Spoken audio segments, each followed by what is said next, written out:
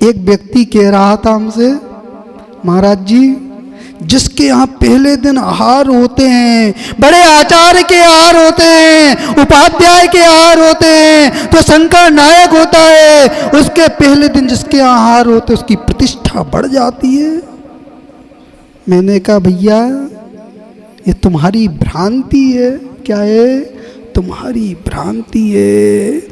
जो व्यक्ति पढ़ाने के लिए खड़ा हुआ है, कल से लेकर खड़ा हुआ है, चाहे 1 दिन हो गए हो, चाहे 2 दिन हो गए हो, चाहे 3 दिन हो गए हो, चाहे 10 दिन हो गए हो, चाहे 1 महीना हो गया हो, यदि खाली भी चौका जा रहा है उसकी तो प्रतिष्ठा बढ़ रही है।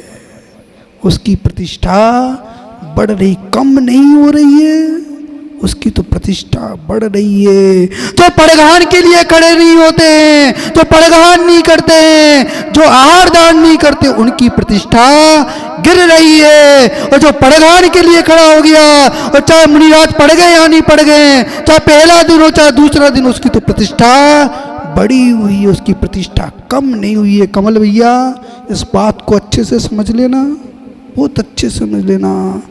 जो मुनिराज होते हैं, मुद्रा को धारण करते हैं, किसी की प्रतिष्ठा को बढ़ाने के लिए नहीं जा रहे हैं और किसी की प्रतिष्ठा को घटाने के लिए नहीं जा रहे हैं। वो तो अपने संयम को बढ़ाने के लिए जा रहे हैं, 6 आवश्यकों को पालन करने के लिए, आहार ग्रहण करने के लिए। उनके मन में ये भाव नहीं है कि किसी की प्रतिष्ठा घटाना है, कि किसी की प्रतिष्ठा बढ़ाना है। जो मुनिराज होते हैं सबके प्रति समान दृष्टि रखते हैं। कैसे रखते हैं?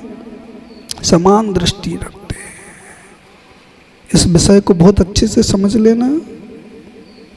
जो व्यक्ति हंसी उड़ाते हैं, दूसरों की हंसी उड़ाते हैं, वो धर्मात्मा तो हो ही नहीं सकते। वो तो क्या है? मिथ्या दृष्टि है। कैसे है? मिथ्या दृष्टि है। कमल भैया अच्छे से समझ लेना ये विषय।